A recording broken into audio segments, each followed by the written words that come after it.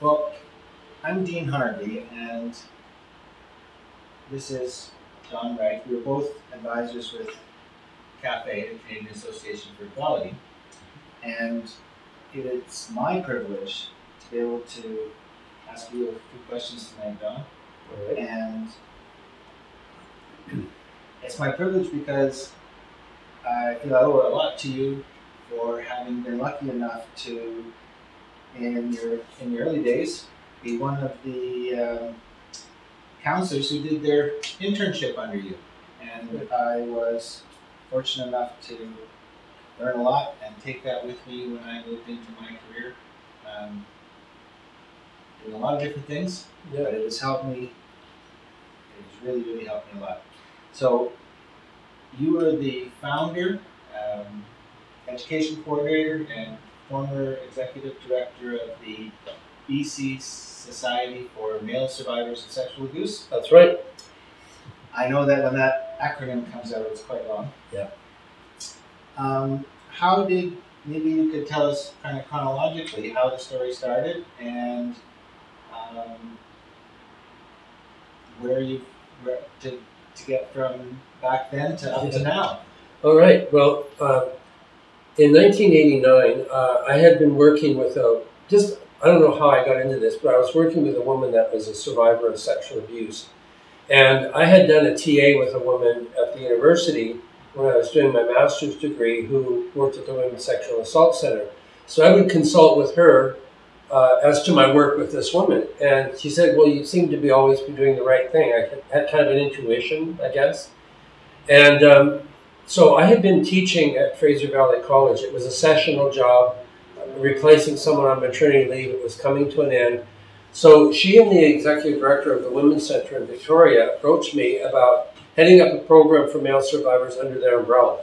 And because that other job I knew was winding down, I figured, well, this sounds like a good thing to do. All three of my degrees were geared towards working with gifted children, and that's where I was intending to take my professional life. But I thought, well, I really don't have anything definite on the go yet. It would be trying to build a private practice, which takes a lot of time and energy, and you starve in the meantime. So I thought, well, this sounds like something that would be worthwhile.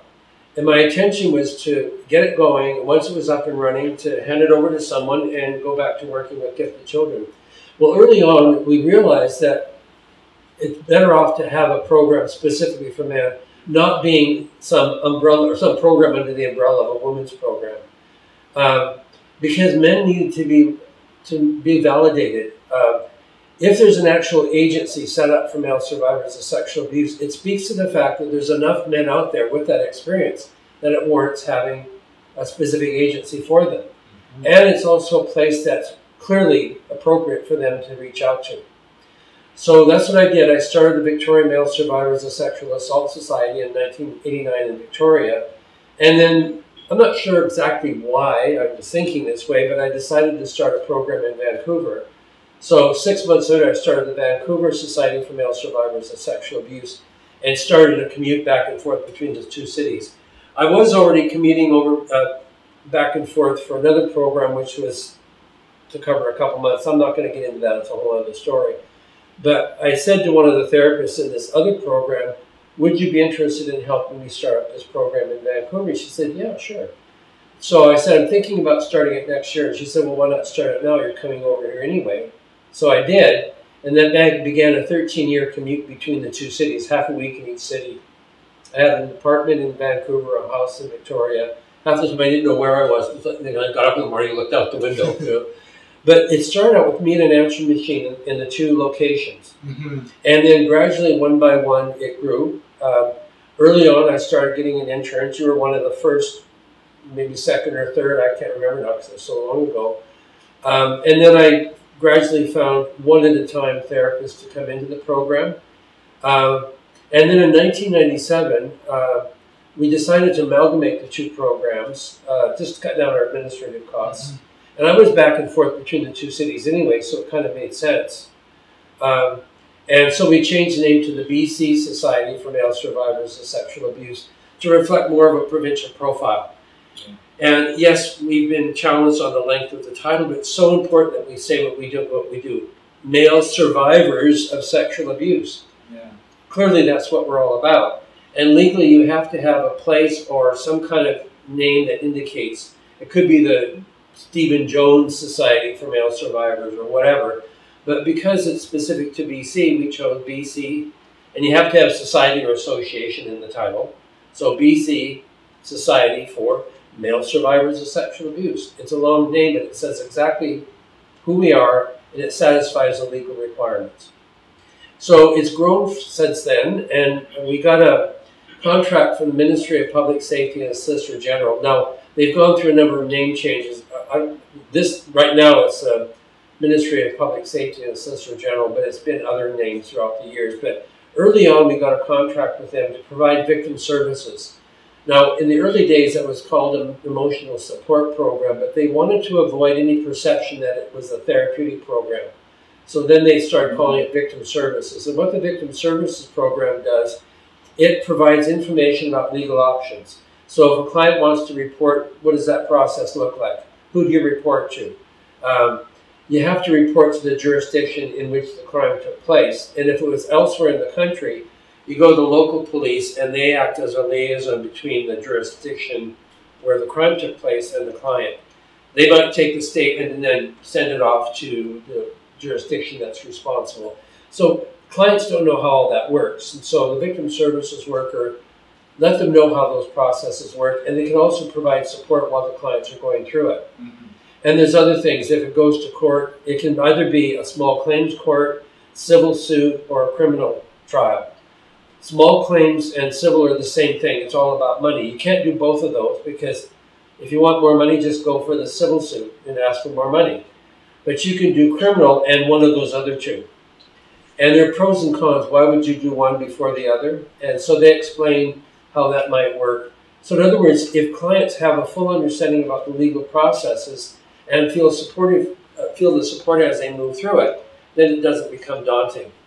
And the other thing that's really valuable about a victim services program, if a man, particularly an adult male, goes into the police station to report historical sexual abuse or spousal assault, very often the police will say, well, we can't do anything about that, forget it, go away. That's not right. They have a legal responsibility to take a statement. Mm-hmm. And if there's any grounds to pursue a case, in other words, some kind of evidence that lends some credibility to the case, they have to pursue it. Mm-hmm. But they can intimidate a client going in on their own, a survivor. So when a victim service representing an agency that's in the know is there with them when they make that report, the police are going to have to take it seriously. If not, then the victim services worker can file a complaint against that police officer. And there's a whole procedure for filing a complaint if you're not dealt with properly.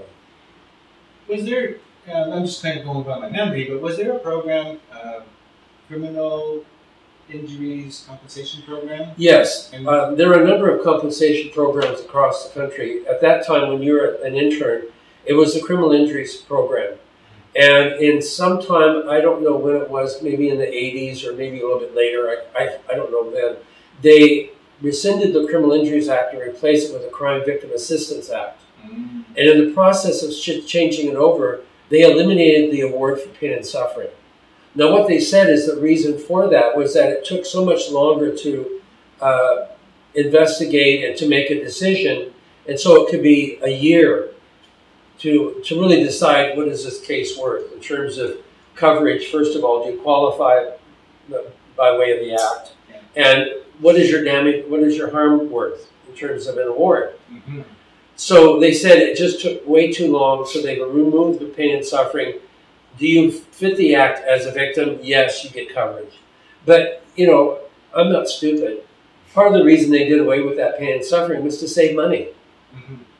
It could be several thousand, $10,000, $12,000, $15,000, $20,000 of pain and suffering, whereas coverage for therapy, they only pay for 24 sessions. At $80 a session, I'm bad at math, but that's not very much money. That's a couple $1,000s maybe. That's a whole lot better than $20,000 or $30,000, $40,000 in pain and suffering awards. Yeah, and it'll work out to like twice a week for 3 months? 24 sessions? Well, once a week. Once a week for half a year? Yeah. And you can apply for an extension, and you might get an additional 8 sessions. But you see, the problem is that the Crime Victim Assistance Act and the Criminal Injuries Act are designed for victims of any kind of crime. If someone breaks into your car and steals your sound system, you don't need 6 months of therapy. Right. A few sessions, you know. I had an accident recently. Somebody turned into my lane and hit the side of my car. And I find that I'm really hyper aware now that I'm driving. I don't think I need therapy, but I was impacted by that. Mm-hmm. But if I had been raped by a stepfather or mother for 10 years of my life, 24 sessions is not going to do it. But like you say, it's set up generic for victims of crime. And so they don't really differentiate between someone that got mugged on the way home or someone that grabbed their purse and ran off with it and someone that was raped chronically for, once or twice a week for 10 years mm-hmm. by both their parents and half their grandparents, It's just really not appropriate. But we go for it. We get it. If clients that qualify. But when it runs out, some agencies will discontinue service. Well, the compensation is around, we're going to have to wrap up. We don't do that. We've made a commitment to the client. We stay with that client until the client feels that they're healthy enough to walk away. Mm-hmm. It's their decision, not ours. So when the compensation runs out, we tell the clients, okay, we've gotten as many extensions as we can. We're not giving us any more. If you can contribute something to the cost, that's great. Whatever it is, we'll accept it. But we've made a commitment to you, and we're not going to abandon you. Because abandonment is one of their issues. Yeah. So that's not the great program because, first of all, it's limited. And also, the going rate for a master's level therapist in private practice is $120 an hour. They pay $80 an hour. So my concern is, and we voiced this to them, we had a full conference call recently, and the opinion was that we shared is that our concern is that some therapists aren't going to want to take on a criminal injuries client when they can make an additional $40 an hour by seeing private clients. Why would they see somebody for $80 when they can see somebody for $120 or more? Mm-hmm. So my concern is a lot of victims of sexual abuse may have trouble finding a therapist that, first of all, knows how to work with their issues and is willing to work at a much reduced fee. Mm-hmm. So I don't know where that's going to land. Hopefully it'll do somewhere with it. But there's another program in BC, which is the only province that I know of that has it. Other provinces have some kind of criminal injuries program. It's different titles in different provinces and what they cover. Sometimes it's just a cash award. You can either buy stereo, pay for therapy, or buy a bunch of drugs. It's up to you. They just give you an award. Mm-hmm. Some provinces, like Ontario, will cover the cost of therapy and an award for pain and suffering. So that's the best program. And they have no statute of limitations, whereas all the rest of them, you can only qualify as long as the crime took place after the date of enactment of their Criminal Injuries Act. Right. But Ontario, doesn't matter. You can predate the act and you still get coverage. But in BC, there's another program. It's called the Residential Historical Abuse Program. Mm-hmm. And people think that that's about the residential schools. It's not. Because the residential schools are all federally funded.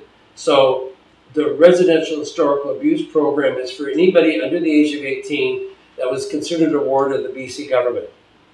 So that means foster home, group home, juvenile detention center, provincial hospital, as long as they were abused while in the facility. The abuse didn't have to take place in the facility, but only while they're living there. And they don't have to make a police report. They don't have to get details. They just say, I was living with the Smith family in 4th and Alma. That's fake. There's not really a family there.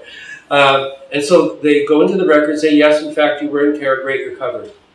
Mm-hmm. And there are 5 health regions in the province, and every health region manages that differently. They pay different rates. The amount of coverage is going to be different. We span 3 health regions. And I'll get to that because it is a developmental story. Vancouver head office is in Vancouver Coastal Health Authority, which is Vancouver, Richmond, a little bit up the coast. And they pay a higher rate per hour. They will cover an hour-and-a-half session, and they will fund indefinitely. I have a client that's been covered now for 10 years. And no question, we submit reports, progress reports every 6 months, and as long as we're on top of that, we continue to get coverage. Our Surrey office is in Fraser Health Authority, and they will fund 24/7 with a possible extension, and they pay a lower rate. And then that's it, you're done. Vancouver Island Health Authority, where we have an office, we currently don't have a RAP client there, but they were pretty good about covering, and I think they paid a better rate than Fraser Health, but we haven't had a client active that qualifies for that program. So I don't know really how it would shake out if we actually apply to that program. But the thing is that it's a good program because it doesn't require a police report. And one of the things that's really daunting for a client is having to make a police report. If the only way they can get compensation is by doing that, some will choose not to, which is a problem for them. It's a problem for us because then the therapy is not getting covered, or it might be on the low end of the sliding scale, given what the client can afford.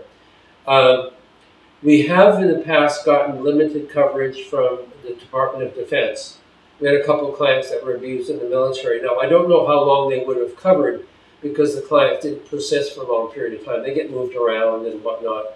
Or one was a sailor, and the ship goes out, you have to go out with it. So therapy only ran as long as that client was available. So whether or not they would fund it long term, we don't know, but they seem to be pretty open. There are some employee assistance programs, but a lot of them will only contract with a registered psychologist. And all of our staff are master's level therapists. So some EAP programs won't cover our clients because we have a registered psychologist on staff, but pretty much all he does is provide supervision. Once a month, we all meet in a group and we do case consultation, but he doesn't take on clients. And so some EAP programs won't give us a contract. But our commitment is to the client. So if we can get coverage, great. If not, it's like whatever you can pay. We have clients that will pay as little as $5 a session for an hour and a half of therapy with a highly skilled therapist. And staff don't leave. I've got therapists that have been with the agency since they were practicum students 17, 18 years ago. So anyway, that's how it grew, was bringing in new practicum students, and the really good ones were invited to stay. Well, that's not why we didn't invite you, Dean. It's because we didn't have the clients at the time to bring on anybody new. Oh, I had a mission. Yeah, you also had your own direction to go. But there are 15 therapists, other than the executive director and I, and all but 2 of them start out as practicum students. And I spend 8 months with people, and so I know what their skills are about. I know what quality of human being they are. So I want people that are motivated from the heart, that they actually genuinely care about their clients. It's not about the money, it's about alleviating some of the pain that people are carrying in this world. I think your care and attention that you have put into developing the skills in therapists to be able to provide this service and you're monitoring the expansion as you went from 1 to 2, but not just 2 locations, but those services expanded from, let's say, having 2 or 3 counselors in the building to 6 or... Right. Well, now counting the executive director and I, who are both therapists as well, we have 17 therapists working for the agency. We now have 3 active locations, but we have... we used to have an office in Victoria. That's a long story. It's no longer active. We had a location in Port Coquitlam that we kind of off and on, depends on whether there's a client there and also if there's a therapist willing to go there. But we also have 3 victim services workers. And the victim services worker, I mentioned what they do. They're covered by the Ministry of Public Safety and the Solicitor General, and they are fully covered. It includes an employee benefits package and maybe around 10 to 12% for overhead costs, which is great.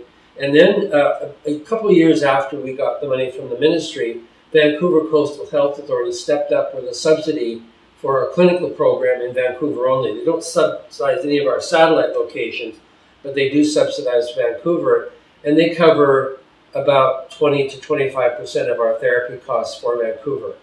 And that includes 2 hours a month with group supervision with the registered psychologist, where we do case consultation.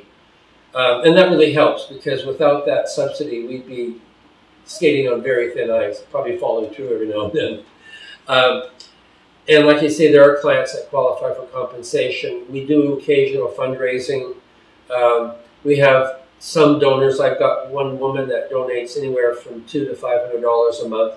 I think she must work self-employed or something, because the amount is always different. I think it's a percentage of her income per month she gives to us. So there aren't a lot of those kinds of people, but we're really grateful, because we are a nonprofit society, and our primary concern is always the well-being of the client. Every decision we make from top down, the first consideration is what's good for the client. And at one time, board members were talking about limiting the services for clients on the low end of the sliding scale. And I said, no, we're not going to do that.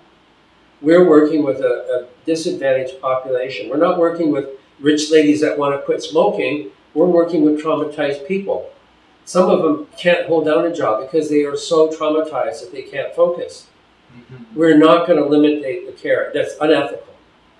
And at one point when they kind of pushed the argument, I said, you're the board, you make the decision, but if you decide to limit or curtail services, I'm quitting, because I won't work for an agency that doesn't honor their own clientele. And then one time at a meeting, one of the board members, who's actually a public accountant, said, well, you know, this is a business, we have to treat it like one. You know, bottom line and all that sort of thing. And I kind of agreed at the moment, but I thought about it. I came back to the next meeting and I said, you know, I thought about what you said last time and I agreed then, and I don't agree now because I thought about it. When you have a business, you have a product. And you have clientele that buy your product, and that's how you support your business. Our clientele can't afford our product. And that's a reality. You cannot support a trauma-based program off the little bit of money that clients can afford to give. That's unrealistic. You have to do fundraising, you have to do grant writing, and so a lot of pushing. And an organization that started in Ottawa 10 years after ours, immense project in Ottawa, they started with a lot of my guidance and encouragement. Anyway, I think it's almost 2 years ago, the provincial government pulled their funding and they had to shut down. So when I told my board about that, I think that was a scare tactic that really got them off their ass, because we have had 3 years in a row that we've had annualized fundraising in April.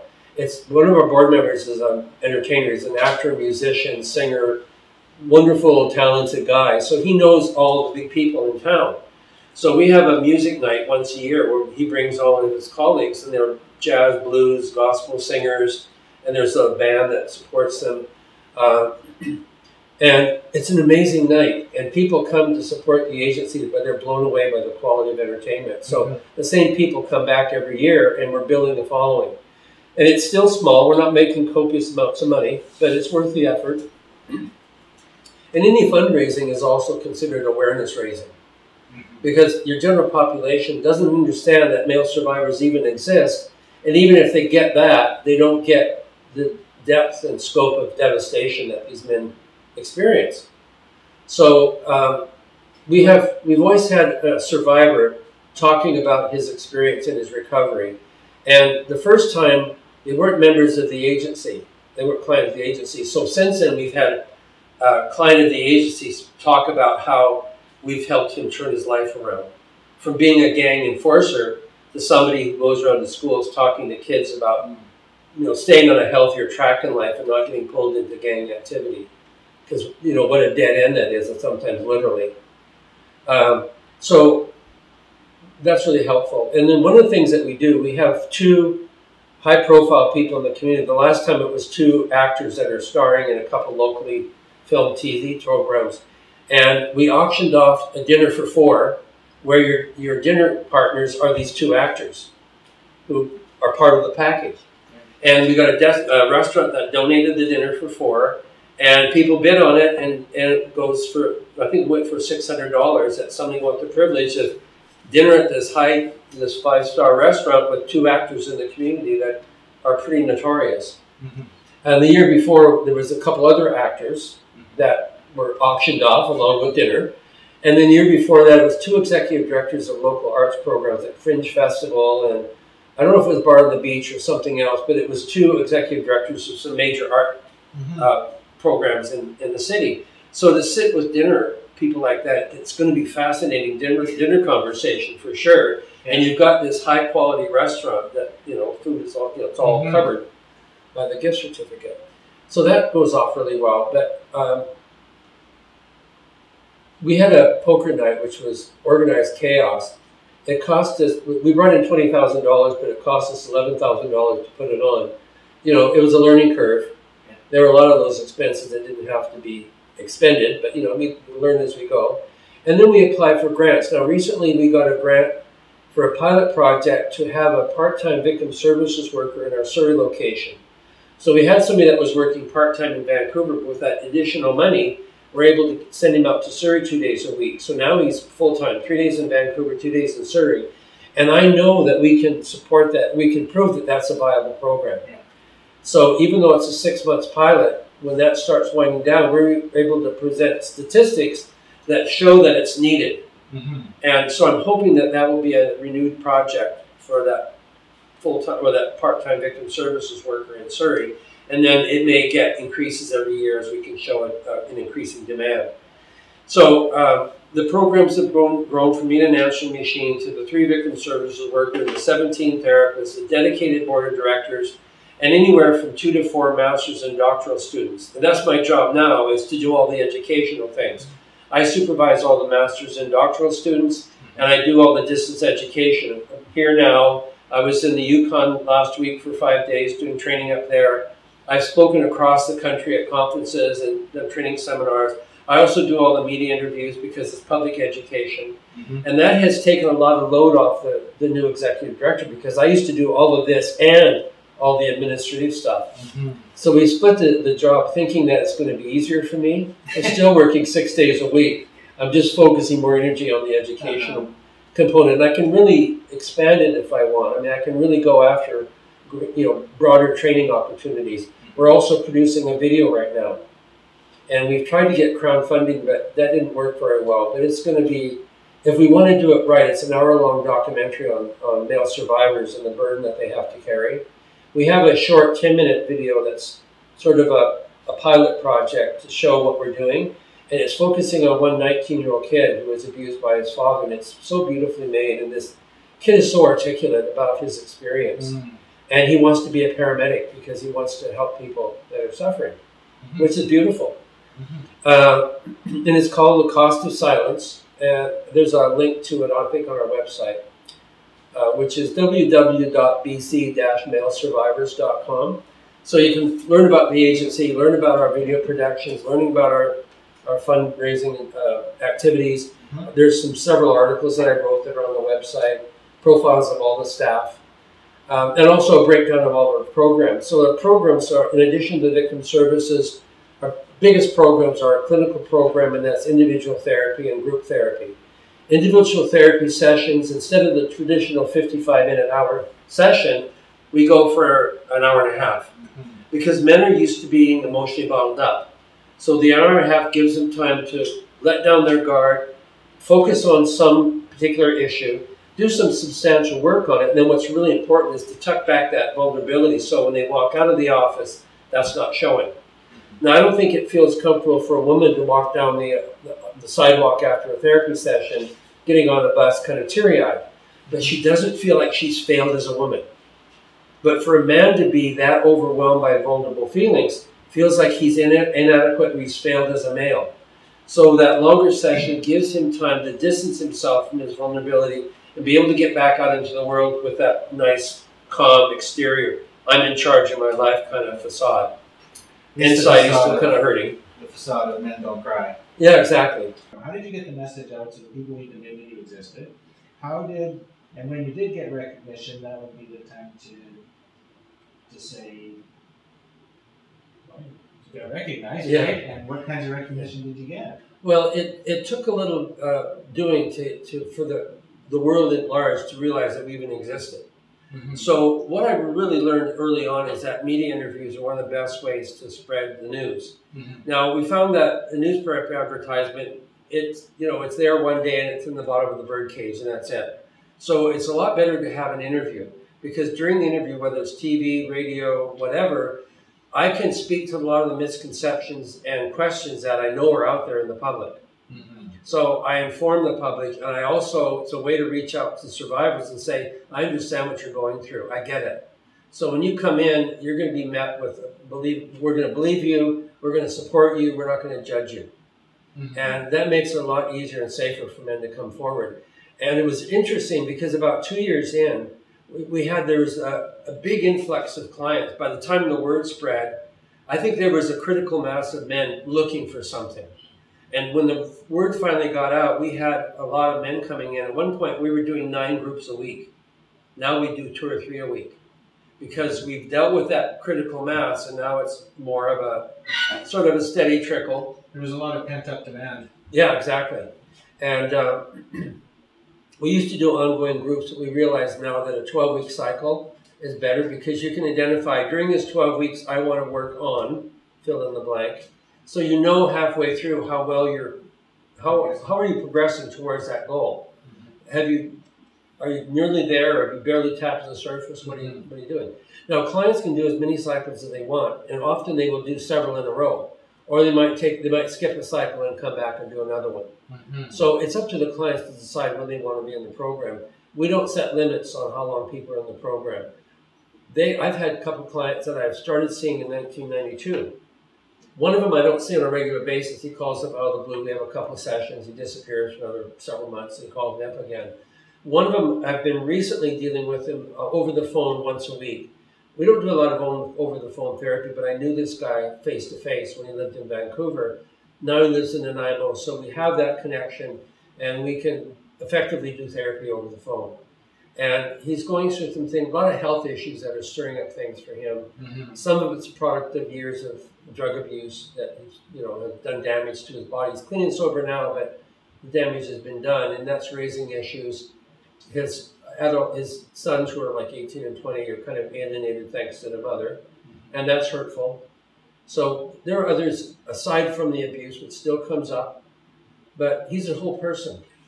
Your group stuff must be both a little bit less expensive to provide because you can service more men. Right, exactly. But that's not a peer group. You're leading that with. I lead the groups. I lead the groups, and if need be, the executive director will also. He usually does Monday night. I do Wednesday, and if there's 3 groups, then I will do 2 and he'll do 1. But he's quite busy with his new role. So I have a therapist that's finished his practicum not that long ago, but he's really good. He went with me up to the Yukon and was part of the educational program. He's so well prepared. If he doesn't know something, he learns about it really quick. So I really see him working into the educational program as well as working with clients. And we feel quite confident that if need be, he can lead a group in the fall. So either me or the executive director or this other person will lead a group with one of the newer students. And like I say, master's or doctoral students will come in for an 8-month practicum, which is a really good long training period. They really learn a lot during that period, and it really gives me an idea who they are and what they're made of. I remember one time, it was kind of funny. One of the students had been hired, and the chairman of the board says, I don't really feel comfortable bringing this person on without an interview. And I said, well, if you think that the 8 months that I spent with him is not as informative as the hour and a half you would spend with him, then we can set up an interview. She said, never mind. So that was the end of that. Yeah. So it's great because, like you say, out of the 17 therapists at work, including me and the executive director, there's only 3, including me, that did not start out as practicum students. In fact, the registered psychologist was a master's student of mine 18 years ago now. He stuck around, and in the meantime, he's gone and become a registered psychologist, so he's still around. So our programs are really client-centered in that it's the client's reality. It's their pace, their issues, their style. We don't shape the client to fit the program. We shape the program to fit the client. So every individual client is addressed uniquely because they're unique people. And part of that is because the nature of sexual abuse is the offender imposed his or her agenda on the victim. So if therapists, we're imposing our agenda on our clients, in spirit, we're doing the same thing. I have my agenda, and you need to satisfy my agenda, shut up and cooperate. That's wrong. So we find out from the clients what's important for you, what do you feel need to work on, what are the issues that you identify, and how can we help you with that? And the only time that we impose any kind of intervention is, let's say the client is having trouble asserting their boundaries. Well, we have a couple exercises that will help them practice that skill. If they've got some unemotional stuff that they really don't know how to deal with, they can't quite tap into, then we have some exercises that help them access that. One of the things that I've come up with, the idea of emotional time travel. Now, we cannot physically travel back in time, But when clients are talking about their trauma, they are back in it, especially if they're having a flashback in the moment. They're right back in the fear, the anger, the overwhelm, the shame, the guilt. All that stuff is right there in their face. And so emotionally, they've gone back in time to that abused child. So I refer to that as emotional time travel. And now my clients have picked up on that, say, I was emotionally time traveling on the weekend. So you're giving them a language for what their experience is. Yeah. So that also taps into the idea of inner child work. I mean, rather than focus on intervention, I'd like to focus more on the impact. But one of the impacts of sexual abuse is that there's a kind of emotional split. Part of you is stuck in the trauma. Part of you is learning how to small f function as an adult. You can go to work, you can drive a car, you can pay your phone bill, probably late most of the time. If you're really smart, you can do your own tax return. But there's so many things about life that you really don't know how to handle very well. You're having to drag an anchor around with you. Yeah. So by tapping into the part of you that's still stuck in the trauma, that's called the inner child. We can start by accessing that part of you and bringing that part consciously into the therapeutic process. Then whatever's embodied in the inner child begins to mature, so you become a fully integrated adult on all levels, psychologically, socially, physically, relationship-wise. Yeah. And so doing that inner child work is a valuable part of therapy. Now, the impact of sexual abuse is guilt and shame are very common, but that doesn't belong to the survivors. But there's a lot of ways in which they end up carrying that around. Sometimes that's the machinations of the offender. You wanted this. You like this, especially if it's the same gender offender. If you tell anyone, they're going to know you're gay. Well, they're not gay. But the offender manipulated arousal response, made the kid feel like somehow he wanted it. And if anyone finds out, that he's going to be labeled. And so the kid is really afraid of being labeled, doesn't say anything. Yeah. So they have a lot of shame, guilt, confusion about their sexual orientation. A lot of alienation because they're so afraid that if they get close to anyone that somehow it's all going to be visible, when it's not really all that visible. I mean, clearly you can see that there's something wrong with a lot of people, but there's no way in the world you're going to know the specifics of it. Mm-hmm. But it's so easy just to slip up. And that's their fear. So they distance themselves from any kind of real connection where there's some danger of any kind of intimacy, especially sexual intimacy. Because sexual intimacy, by association, is so closely connected to the trauma that if your partner, let's say, comes up to you and starts giving you affection, if there's anything about that affection that triggers a memory, then survivors very often will reject their partner. It's like, get away from me, you're always on me. Yeah, well, they're not rejecting the partner, they're rejecting the trigger, but they don't know that, nor does the partner. Yeah. So it's really important to help clients understand what the triggers are all about and to dismantle or disconnect those. It's like a light switch. Mm-hmm. If you break the wire, the light's not going to come on. So yeah. if you do the work to sort of disempower those triggers and separate, this is your partner wanting to give you a hug. It's not your offender trying to rape you. Yeah. It takes the work to get there, but that's part of what we do, is to help separate that out so that they can actually have an intimate relationship. A lot of clients turn to drugs and alcohol because they learn early on that the only way to bury the pain and the memories is to stay stoned, drunk, sexual addiction, porn addiction, workaholism, obsessive working out, food issues. There's all kinds of ways in which people will obsessively distract themselves from being in touch with their trauma. Mm-hmm. And so we validate you were trying to take care of yourself. It may have been a choice that has created problems, but you were trying to take care of yourself in the only way you knew how. So give yourself credit for an act of self-care. Let's try to introduce some healthier choices so that instead of turning to the drugs and alcohol, you can turn to meditation or go to a support group or journal writing or any number of self-processing or emotional management skills that we can teach clients. Then they can manage their lives and they can actually look at their trauma and work through it. Now, a lot of therapists, quite rightly, are fearful about going into the trauma because there is a potential of re-traumatizing the client if you don't know what you're doing. So some therapists say, oh, we don't deal with that here. How are you dealing with your smoking issue? Have you managed to quit? No. okay, we're going to have to work on that. If you got, maybe you tried Nicorette, Yeah. you got to get to the root problems. But when we're not afraid to go into the trauma, so when someone tells us a story.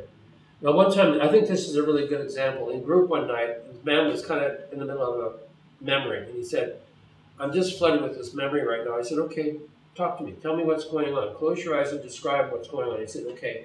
Got his eyes closed. He said, I'm 3 years old, I'm on the floor, my dad is hitting me. I said, okay, I want you to freeze frame that picture. Neither one of you can move. It's like the film has stopped. He said, okay. No one's moving. I said, okay, now you can move, but your dad can't. I want you to get up from underneath, stand up and face him. So he said, okay, I'm standing up, I'm facing my father. I said, now I want you to tell him what you want to say. He can hear you, he can't speak, he can't move. All he can do is hear what you have to say. So he blasted his father. What you did to me is wrong. I'm not putting up with it anymore. It's criminal. Blah, blah. I don't remember what he said. It was years ago. It was interesting because that was so empowering. Then I said, okay, now your father can move, but I want you to imagine him backing away as he feels the volume of your anger and the power of your self-assertion. So he did. He imagined his father backing away, eyes wide, So it was interesting. The next time he went home, and he did go home occasionally, mainly to see his mother, but unfortunately Dad is there because his parents stayed together. And the next time he went home, he said, I can't believe I was afraid of this little 88-year-old man. This client was like 6'2". He said, I could pick him up with one hand and toss him across the room. I don't know why I was still afraid of him. Yeah. Because he was still the damaged child. Yes. The traumatized child. Not that he was damaged, he was traumatized. But now he's no longer he's the empowered survivor. Yeah. And so when he went home to visit the family, he was no longer intimidated by Dad. And I don't know whether he really confronted him. He probably did, to some lesser degree, not heavy hitting because he's old. Didn't want to give him a heart attack or something, but I don't know, like I said, it was years ago. We've been talking about, you've been talking about services and the help that you provide to men. All men were at one time boys. Yes. And do you have boys that come to the agency? Not a lot, but the youngest client I ever worked with was an 8-year-old, and the oldest was a 72-year-old. So I've covered the range.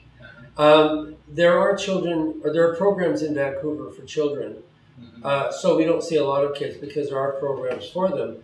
But one program has a very specific geographical catchment area. If you don't live in their catchment area, they won't see you. They have to limit their capacity is only such and so they have to contain that demand to some extent. We don't have a catchment area. If you can get to our office, I've had a client coming down from northern BC once a month. You come down for a month, go home for a couple months, make some money, come back. If you can get there, we'll see you. But there are programs for children. There's a couple of them. It also depends on therapists that are comfortable working with children, because all 3 of my degrees were geared towards working with gifted children. I feel comfortable to work with children. And then the woman in our Courtney office was an elementary school teacher before she got her master's degree in counseling. And a lot of our clients are psychologically, emotionally children still. They're still behaving and reacting like a 12-year-old. And our offices used to be adjacent, and normally I can't really hear what's going on. I can hear a muffled mumbling. I know they're in there, but I can't really hear what's going on. But one day, this client was acting out, being verbally kind of abusive, and I heard him say, "You will not talk to me that way. You treat me with respect, or you're out of here." Like he was a kid. Yeah. And he settled right down, and from then on, he was respectful, and it was productive. He had been turned away by practically every agency in Vancouver because of his abusive behavior. But she right away recognized that he was a damaged, angry 12-year-old, and she put him in his place and said, if you want my help, I want to give it, but you need to treat me with respect. I'm paraphrasing. I don't remember exactly what she said, but we also debriefed afterwards, and it worked. I know that you cover helping on a wide variety of men. I remember going to do the internship at your agency, and I'd walk down that particular area of downtown Vancouver where the office was at that time. Yeah. And I would see the young boys out on the corners and waiting. Male sex trade workers. Yeah, we were a block away from that. And ironically, my apartment was on the other side of it. That's why I walked right through all that every night on my way home from work. I got propositioned more than once. Yeah. But I would always Wondering say, if you'd be a customer or something. yeah, wanting to know if I want a little pleasure, want some company, or whatever the line was. And I said, well, no thanks. And I said, do you mind if I ask you a couple of questions? And I said, I'm a therapist. I work with people that have been victims of sexual abuse. I'm just wondering if that's part of your history. And almost every one of them I asked said, yes, it was. So a couple of them did follow through on therapy, but by and large, you didn't give them an invitation, and they might actually. Yeah, I said, they're on the block. If you ever want to deal with that, we're there for you. And it's affordable. It's either cheap or nothing. Depending on whether you can contribute something. And you may qualify for compensation. Depends on how open they were talking about it. And one man was actually attempting to be a writer. And he read out one play that he wrote one evening. And I really encouraged him. I said, I really think that you should pursue this. Try to get into university, get into a creative writing program, because I think you've got something there. You obviously can't be on the streets forever. So it's time to really think about how you're going to get off the street. And so there was a connection to that. Every time I'd see him, I'd stop and talk to him. And there was that one time when I said, read me your play. I want to know what you've written. So that's great. You're open for services for men, for boys if they need it, although there may be additional things that boys can go elsewhere if they're children. Yeah. Both gay men, straight men. We have everything in between. Yeah, gay, straight, bisexual, confused, asexual. I would, a lot of men think that because they were abused, especially by a male, and especially if they had an arousal response, that the abuse turned them gay. And if someone is gay, they were that way from birth. The abuse does not cause anyone to be gay, straight, asexual, bisexual, anything. But it's pretty well guaranteed to cause confusion. Because of the arousal response, or if they're abused by a woman and grossed out by it, they think, what's my problem? It was a woman, I'm supposed to like it. And well, no. But I get triggered if you were 12 years old and it was your 36-year-old aunt. Of course you're going to get grossed out by it, or it was your grandmother. So, of course, that doesn't mean that you're gay. It just means that that was the wrong person. You're going to meet somebody within your own peer range, and it's going to be a different story altogether when you're ready. We've also had people from every racial group. We've been able to offer therapy in English, Farsi, Urdu, Japanese, Portuguese, Chinese, French. Did I say Hebrew? Not yet. Yeah, Hebrew. And that's because you've had therapists who... Other therapists that speak 2 or 3 languages. Like I've got 2 Iranian therapists that speak English, and one of them speaks Dutch, English, and Farsi. One speaks Swedish, English, and Farsi. Because they came to Canada by way of those 2 countries. And then most of the other languages were offered by students. And so that language is available as long as the students are there.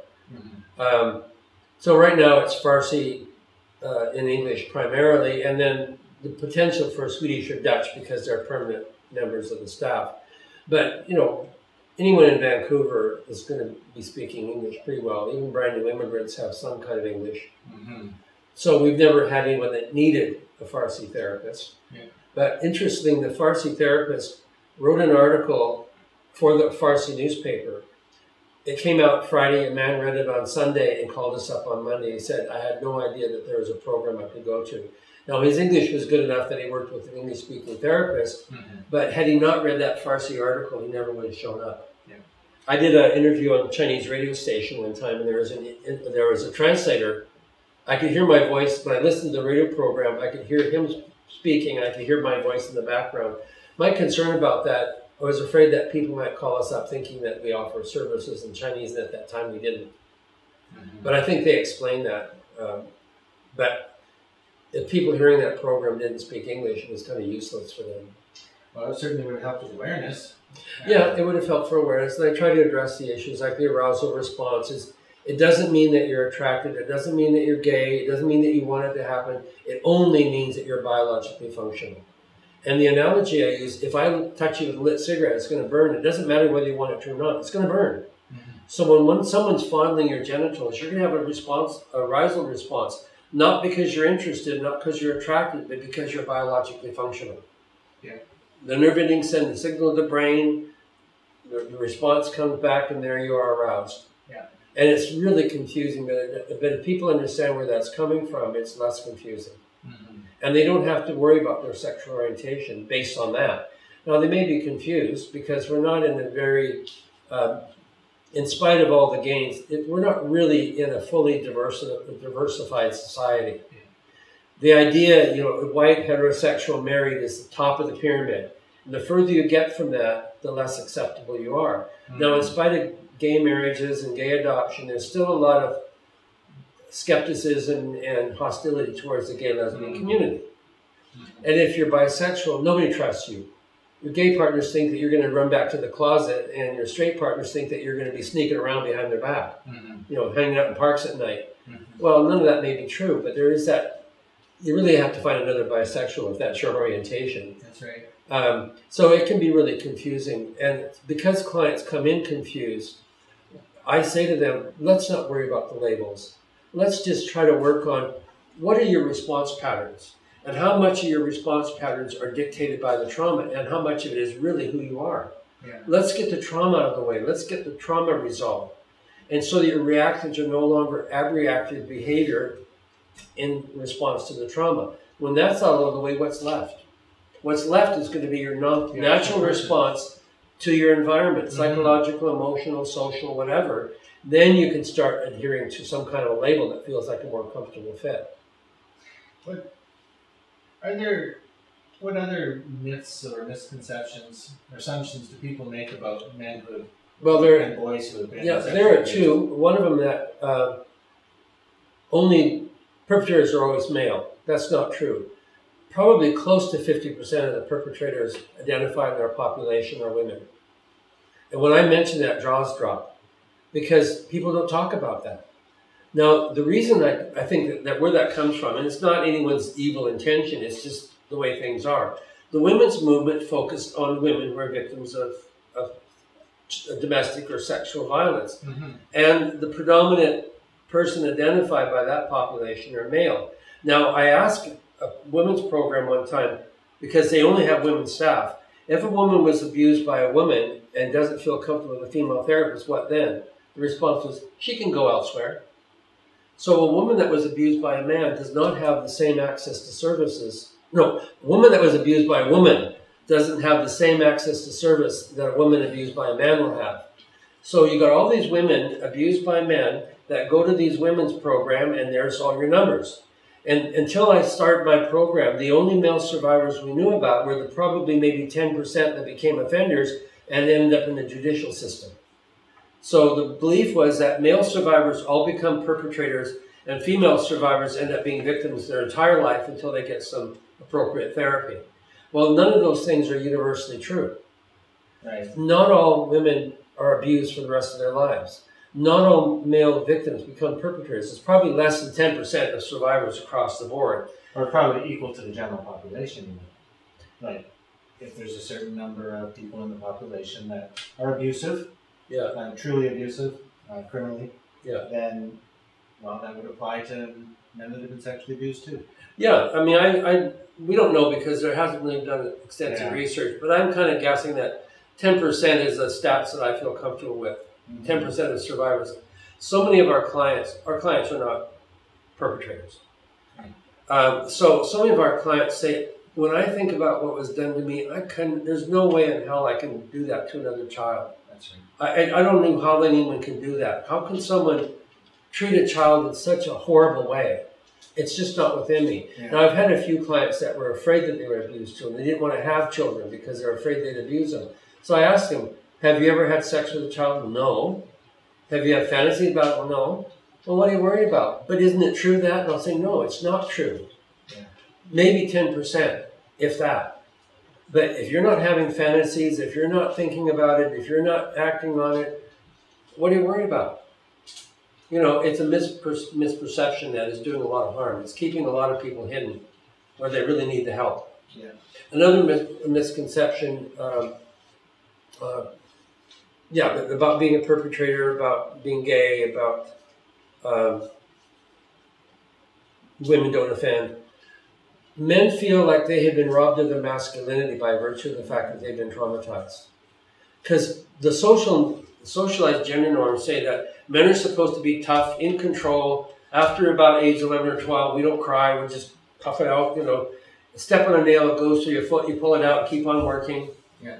You know, it's like that's how we're supposed to be. So when a man has suffered some kind of trauma, I mean, it doesn't matter that he was 6 years old. He's not supposed to have those feelings.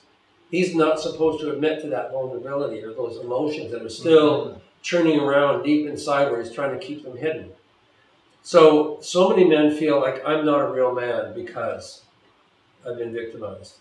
And I'll say, no, anyone can be victimized. A great, huge, big, you know, LA Rams linebacker can be abused. You drug him, you rape him. It's that easy.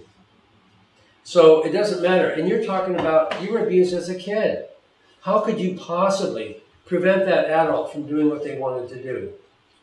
Who would you tell? Who would you go to? Are you going to go off to the police station at 5 years old and say, I want to report a sexual abuse? No. So there's no way in the world that you could prevent that happening. But one of the things that I do, which really makes a difference, I listen carefully for any evidence of resistance. He cried. He pretended like he was asleep. He wore 3 layers of clothing. He didn't take a bath for a week. There's so many ways in which children try to be creative to prevent the abuse from happening. And when I identify the ways in which they resist, I can see a shift. They start seeing themselves, oh yeah, I guess I did. You know, that's the beginning of starting to validate themselves in some way. It's a long road. I would say that 2 years is on average what it takes, but when someone is deeply traumatized, it can be 10 years. Like I said, I've worked with a couple of men since 1992. Now, one of them has had a lot of drug issues that got in the way, and his issue is, his abuse was really severe to start with, but also the struggles in his life, and the mother of his 2 kids has been a complete, starts with a B. She has alienated their kids from him by lying, has accused him of things that he never did publicly. So he goes to a 12-step program and they all say, oh, you abuse your children. We don't want you here. That kind of crap. Yeah. He never did. He was a loving, concerned father with appropriate boundaries. But her lies have really caused him additional problem. And they broke up years ago. And she's still trying to snipe him and tear him down and alienating the kids from him. And has been pretty successful at it. So he's got a lot to deal with. I can see how difficult that would be for a man.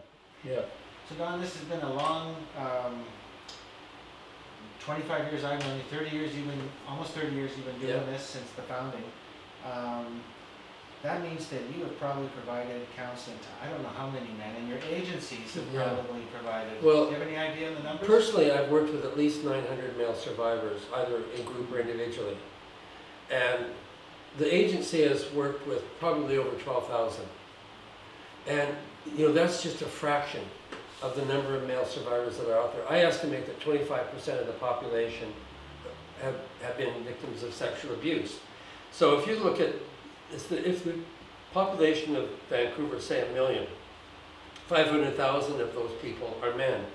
25% of 500,000 is 125,000. Yes, there you go, thank you. I knew I'd get there eventually. So 125,000 men in Vancouver, where are all those survivors? You know where they are? They're downtown with a needle in their arm. They're dying of fentanyl overdose. They're alcoholics. They're in prisons. So the way in which, the dysfunctional way in which men deal with abuse is to turn to some kind of addictions. If you talk to an alcohol and drug treatment program, they will say that the majority of their clients admit to have been traumatized as a child. Yeah. Typically sexual abuse, but physical abuse can also be devastating, of course. Something about sexual abuse cuts in a different kind of way and cuts a little bit deeper. It's so much more a part of your identity. Whereas physical abuse is more about safety in the world. Yes. But sexual abuse becomes more about who you are. So there's that difference. And like I say, turning to drugs and alcohol, because they learn early on how to deaden the feelings. A lot turn to sexual addiction. Either the gay men go to the cruising areas, whether it's a park or the bathhouses or whatever, online cruising options, whatever. Straight men go to prostitutes. They'll go to the bar and try to pick up some woman that's had too much to drink, which of course is not okay. Yeah. Well, none of this stuff is okay. It's not a healthy option really for any of them. Workaholism. I've had clients that have career-wise successful because they pour majority, like 18 hours a day, they're at work. Yes. And they barely sleep enough to get up the next day and go back to work. But there's no time to really let any of that stuff come up to the surface. But they have superficial or unhealthy or no relationships whatsoever. So being a workaholic keeps them distracted. Yeah. And then of course now we've got internet addiction, either porn or video games. Yes. One of our clients was spending 18 hours a day playing video games. And his therapist said, well, what do you think could happen if you just turn off the computer and stop playing? He said, I'd die. Because any moment that he wasn't distracting, all this horrible pressure of pain and ugly memories starts coming up to the surface, and it's overwhelming. Mm-hmm. And when he talks about dying, it's not actually going to kill him. He's not going to drop dead, but the suicidal ideation starts coming in. And we know that 75% of completed suicides are men, statistically. Now, those men are dealing with trauma that have never been addressed. Probably most of it is unresolved childhood trauma, whether it be sexual or physical abuse. Now, some of them might have a relationship, someone that they really loved and hoped it would work out, cheated on him and decided to take off with the other guy. Or a child that died from some illness. You know, if your child dies from cancer, that's devastating. You lost your job and you only have one skill and you're having a hard time finding it. These are all traumatic issues. So men that can't deal with trauma turns to all kinds of dysfunctional behavior to distract themselves from it. A more functional thing is to go out and get therapy. Learn how to control your feelings. Learn that you are not responsible for the trauma. No matter what you think or what you've been told, it's not on you. And there's a plethora of ways in which the abuse is manifest. And so we try to identify what is the abuse reactive behavior. We try to find the explanation, basically a coping strategy or a way to try to make some sort of sense out of it in some subconscious way. I was wondering, we were talking boys and men can be abused by both men or women. Right. Is there differences in the kind of abuse they've been subjected to? Do men tend to sexually abuse other men or boys in a different way than women would abuse men or boys? The physical act itself, I mean, men have a penis that they can insert in a couple different places if you're a male, 3 places if you're female. Women don't. But I've heard stories about women penetrating their victims with an object. Mm-hmm. I had a client that was brutally abused by his mother who would be inserting things anally. And that can happen. But the psychological manipulation can be as devastating. They might say different things. One man his mother sexualized him because she was, I can't remember now because it was years ago, either the father was out of town a lot for work or they broken up or something. Anyway, she would use her son to meet her get her sexual needs met. But of course he's a kid. He doesn't have any of the skill that an adult male might have. So it really didn't fulfill her need all that well. She was still exploited, but she also brought a lot of men into the house, which he was aware that she was in the other room having sex with them. So he grew up with feeling inadequate as a male. The other thing is that the father found out what was going on and viewed his son as a rival and would be physically abusive towards the son. Mm. You know, so he's getting it from both parents, sexually abused by mom, physically abused and blamed by dad. It's really messed up stuff. Yeah. A woman is not likely going to say you're gay because you had an arousal response, whereas a male perpetrator might play that card. If the kid is not cooperating or it's grossed out, she's probably not going to say, oh, you probably don't like this because you're gay. Women might use coaxing or cajoling or trickery or using, if it's a mother, she will use her caretaking activity to undermine the boundaries. Right. Like, for example, giving a kid a bath is what you do with toddlers. You give them a bath because you want them to drown. But there was a kid who was still being bathed at 12 years old. He doesn't need mom or grandma to bathe him at 12 years old. But they were getting their their jollies from bathing, and he was saying, I can't remember if it was mother or grandmother or both, were spending a lot of time washing his genitals. They weren't that dirty. Yeah. So they were getting an arousal response, especially if they could get a reaction from him. That's gratifying their own little kinky pleasure. Now, she's doing something which parents do, giving the kid a bath, but much too old. I can see that would be, in a sense, very difficult for it to be obvious to the victim that they're actually being hurt. Yeah. Now, dads are also nurturing and caretaking. Some dads, some more than others. So if dad also changed your diapers and gave you a bath, he could also be crossing those boundaries before you really catch on. And you have to have a certain amount of maturity to recognize that I'm feeling something here that doesn't feel right. I'm not sure what it is, but something here doesn't feel right. And then they start thinking, well, I don't really like that. That feels kind of a little weird. So if their boundaries had been hurt as they were a child, then, and their boundaries were walked over, disregarded, that child would have difficulty then, maybe as an adult, having good boundaries. Boundaries are one of the biggest issues because the very nature of abuse is that a boundary was being devastated or crossed and completely knocked down by the offender. Now, if no boundary was crossed, abuse wouldn't have taken place. So by its nature, sexual abuse is a boundary violation. And so the earlier it starts, the deeper the trauma. The more the devastation of the concept. There's no concept of boundaries. I don't have any. So it's very difficult for survivors to even recognize where their boundaries ought to be, let alone have the confidence to assert them. So that's certainly something we work on, is trying to help people realize that you have a right to boundaries. You have a right to say to somebody, oh, sorry, you can't smoke in my house. Or, I don't like being touched. Or, what are you doing? You know, you're not my intimate partner. Take your hands off. They have a right to that kind of thing. But when, especially in the case of incest, it's become so normal within the family dynamics that the idea of saying, no, don't touch me there, or don't do that to me, is incomprehensible. So really, the family dynamic becomes a paradigm for the bigger world. Kids assume that the bigger world is just a bigger version of their home life. So when you live in a home where you've been abused by mother, father, older siblings, the world is just a place where anyone can have a go at you. I had a client that was abused by his mother, his father, his older siblings, a couple of his grandparents, grandmother, grandfather, I don't know if it was both sides of the family, but one for sure, people at the neighboring farm. It was so pervasive in that community that there were no clear boundaries around sexuality. This was in the early days of the agency in Victoria, because I was still working out of my house before I had the money to get an office.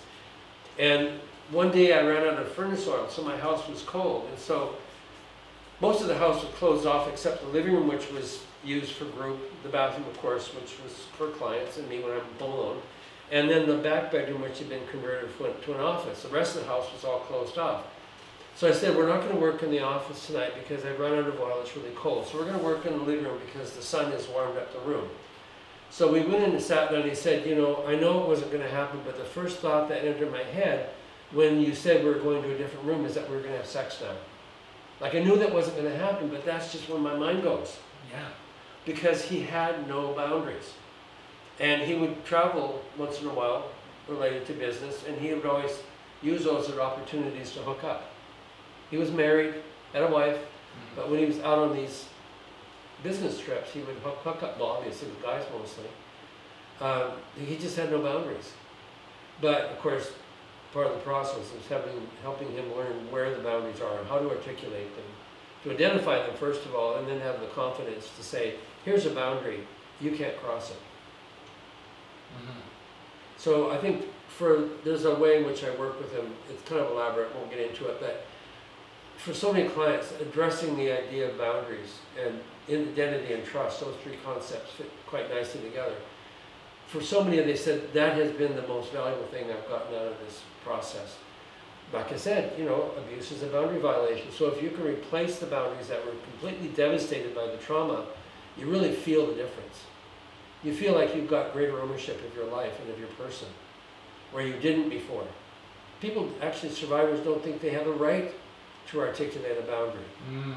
Is that they were punished if they tried.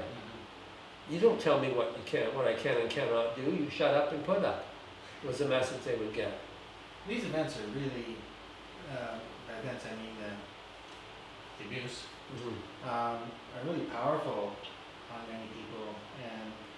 And we haven't mentioned PTSD, post-traumatic stress disorder. Right. There's actually post-traumatic stress disorder and complex PTSD. Now the difference, PTSD is when you've been traumatized by something and you're still carrying the weight of that trauma. You can step out from the curb and almost get hit by a bus. That's traumatic. You're not going to carry it for 10 years maybe, but you're going to carry it around for a while because there was a near-death experience. It's traumatic. Now, a lot of psychiatrists that don't want to deal with life events will say, oh, it's a biochemical imbalance, here's a prescription, come back in a couple of weeks and we'll see if it's working. It's not a neurological imbalance. Maybe a neurological imbalance has been the product of, but there's been a trauma there. Now, PTSD recognizes there's a trauma that you're having a post-trauma reaction to. And then if you identify the trauma, whether it's being almost hit by a bus or being sexually assaulted or physically beaten or mugged or whatever, if you go back and address that trauma and resolve that trauma, then you eliminate the trauma. The PTSD gets resolved and it's gone. Psychiatrists don't want to go there. They would rather have you on a prescription for the rest of your life. That's not curing the issue, it's only managing it.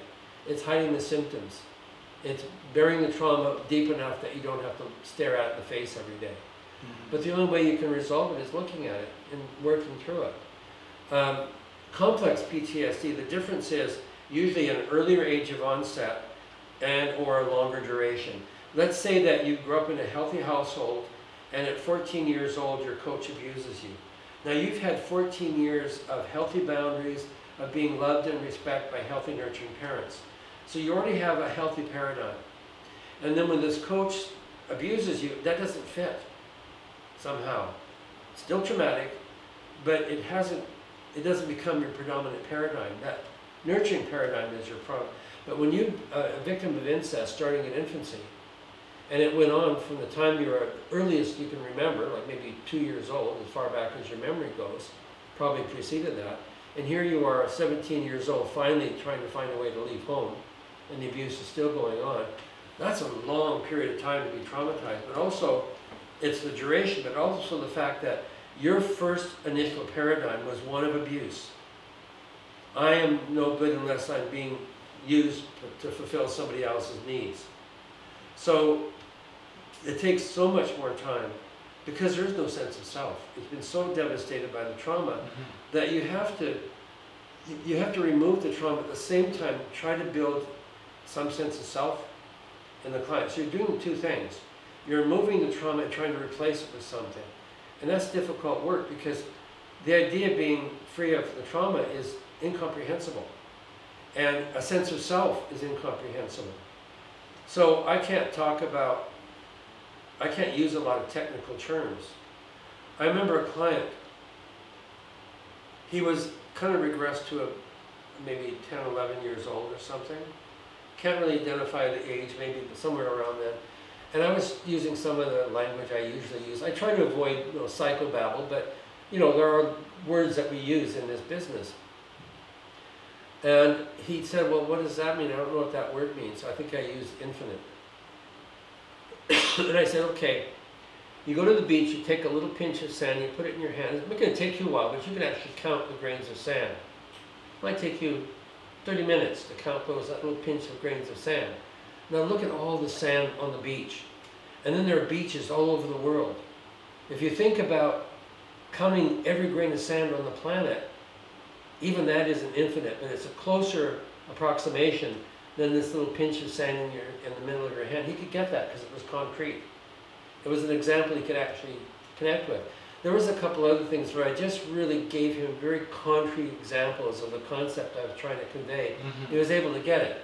Now, when he was in his adult self, because he's got abstract thinking, we can talk in abstract terms and he can get it, but emotionally that day he was emotionally time traveling, and I needed to talk to this child. And so when I caught on to who I was talking to, the 12-year-old, not the 35-year-old, I changed the way I talked to him. And with really concrete language, really solid examples, we actually made some breakthroughs that day because the child was getting what the adult could get abstractly, the child was getting concretely. And that's really where the shift needs to take place, because it wasn't the 35-year-old that was traumatized, it was the child. So when you can get back, help that child understand these very complex issues from their cognitive standpoint, then you can actually make some progress. So these, I understand these, the men that have been abused, when they grow up, they don't know what a healthy relationship is, and then they try to have a relationship with people who are healthy, or worse, they try to have a relationship with someone who isn't healthy either. Well, they're most likely going to be drawn to, especially if it was incest or the offender was an ongoing part of their life. It could be their teacher, their coach, their priest. That person is such an ongoing part of their life that they have normalized that kind of unhealthy dynamic. Mm-hmm. And interpersonal behavior dynamics are like a language. We're speaking English because we were raised by English-speaking parents. Mm-hmm. It was if I was adopted by a Chinese family, I'd be speaking Mandarin right now. So those early lifehood experiences teaches you not only what language you speak, but how people interact. Yeah. And so people that grow up in an unhealthy dynamic are drawn to people that speak that same interpersonal dynamic language. Even if it's unhealthy. They don't know any different. That's how people relate, aren't they? Isn't that how what people relate? Yeah. Like people that are in an abusive relationship are typically in one abusive relationship have another because they know how they work.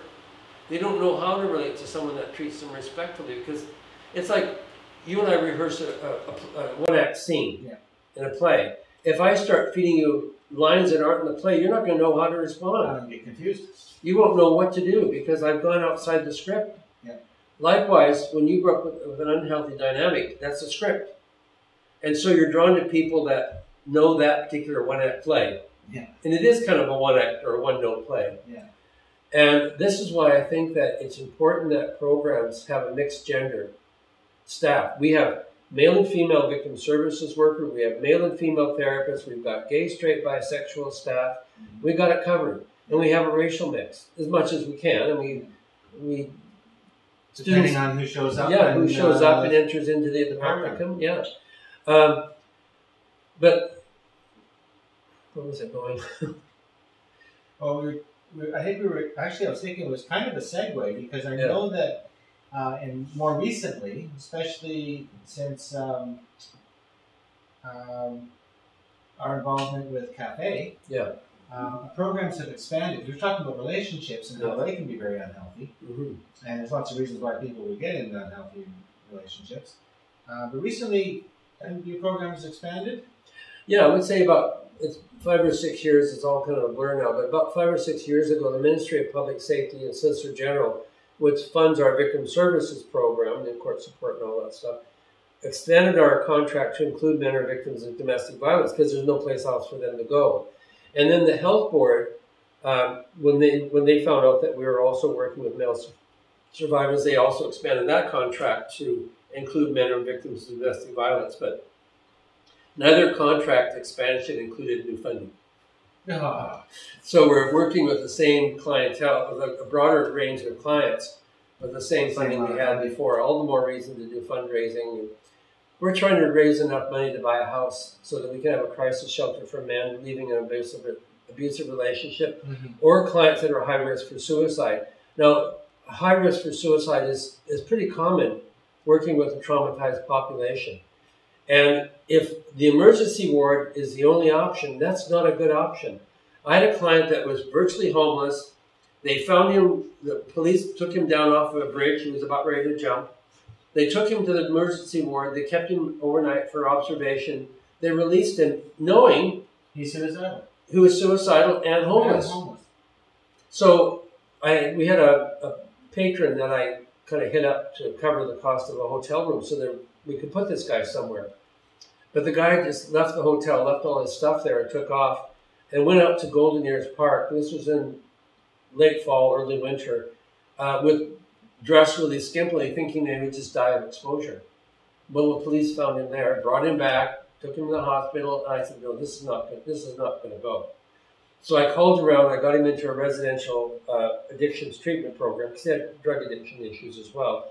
I got him in there, like right away, and I went to visit him a week or two later, and he completely turned around. Like I don't know whether he stayed on a healthy track, but he certainly was while he was in that program. Mm-hmm. Now, they don't deal with trauma in that program, but at least they validate the role that trauma has played in leading people to the point of being addicted. Like I say, you know, it's good that you recognize that that's a problem. We don't deal with that here. We suggest you talk to these people. So quite often we'll get referrals from their client. They'll refer their clients to us, do the trauma work, and they do the addiction work.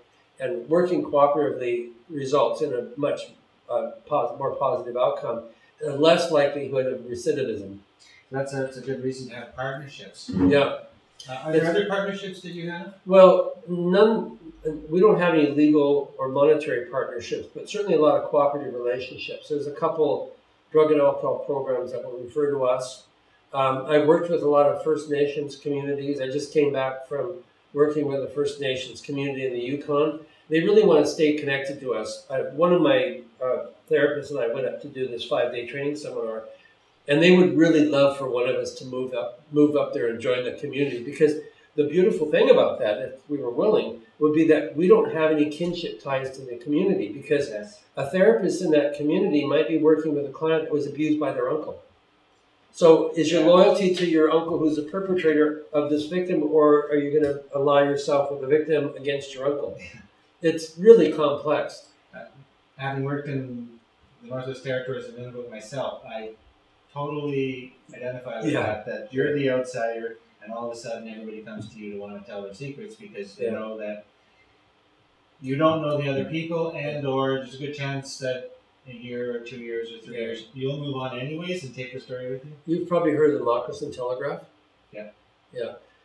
If somebody goes to a counselor, they go to a therapy session, by the time they get home, everybody in the neighborhood knows what you talked about. Yeah. I don't know if that was something you could really get people to respect, that in the healing environment, it's kept confidential.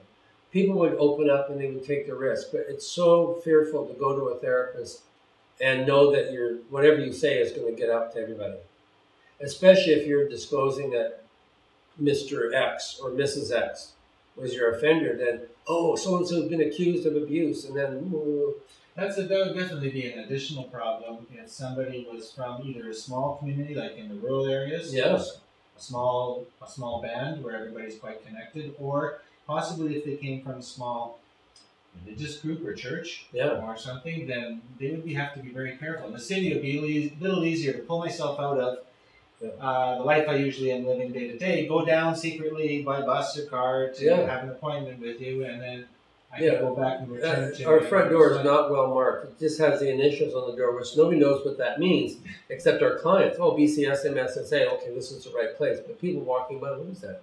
Even if they notice, they're not going to have any idea. But certainly in Vancouver, the chance of running into somebody you know in our office is relatively slim. I do have one group, 2 guys showed up that knew each other from gay softball.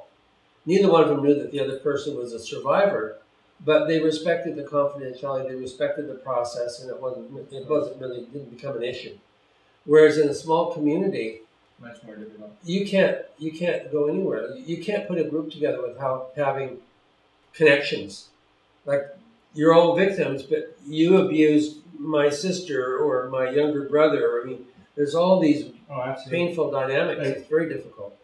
In my small town where I'm currently living, you can watch to see who it is that turns off Main Street and goes to the church at 7 o'clock on Wednesday or Friday nights, because that's the 12-step night. Yeah. And so go ahead, you can watch to see who goes in the door. Yeah. And and everybody knows everybody. Yeah. You recognize them. Well, they're trying to, what they call peacemaker circles, where the community, it's a very inclusive process where the victim, the perpetrator, the family members of either party, and anyone in the community that feels like they have some kind of connection to the issue is welcome to attend.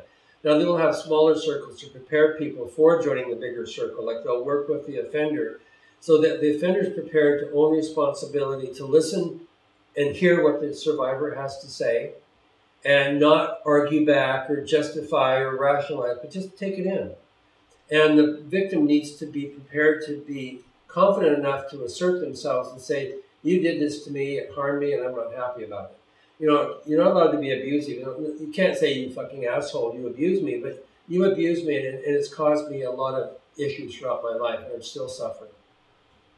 That can be heard, but if you start threatening and swearing, people will just throw up their barriers. So there's some preparation that prepare people for the circle.